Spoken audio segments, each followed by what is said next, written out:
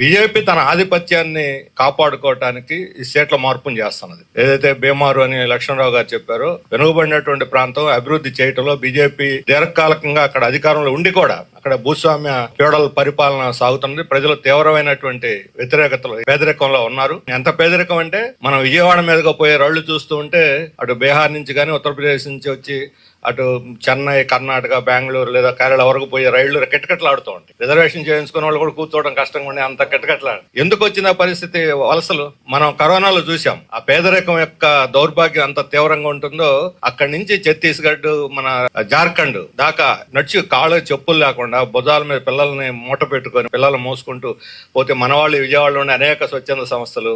ఈ రకమైన దుస్థితి ఎందుకు వచ్చింది అంటే ఈ వెనుకబాటుతనాన్ని పరిష్కరించడంలో విఫలమైనటువంటి బీజేపీ మతం అనే ఒక మత్తు మందిని ప్రజల మీద చల్లి తన ఆధిపత్యంలో ఈ దేశాన్ని ఉంచుకోవటానికి ఆ మతం మత్తు ఇక్కడ ఎక్కువ పనిచేయదు. ఇక్కడ కూడా ఎజలుతో ఉన్నారు దక్షిణాది రాష్ట్రాల్లో.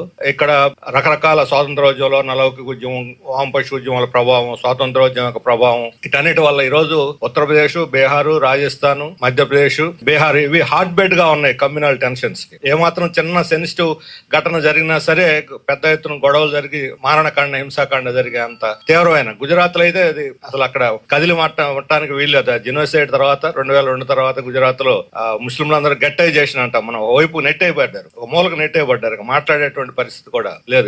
ఇప్పుడు బీహారు, ఉత్తరప్రదేశ్ లో కూడా అటువంటి గట్టైజేషన్ జరుగుతున్నది, ప్రాసెస్ నడుస్తున్నది. కాబట్టి వాళ్ళ రాజకీయ ఆధిపత్యాన్ని దేశంలో శాశ్వతంగా నెలకొల్పడానికి, తద్వారా ఒక నిరంకుశ ప్రభుత్వాన్ని, భవిష్యత్తులో ఒక మనువాద ప్రభుత్వాన్ని దేశం మీద రుద్దటానికి హిందుత్వ పేరుతోటి సాగుతున్నటువంటి ఈ ఆధిపత్యాన్ని కొనసాగించడానికే వాళ్ళు దీన్ని తీసుకొచ్చారు. ఇది అసలు రాజకీయ మోటివ్, దీని వెనుకున్న పొలిటికల్ మోటివ్.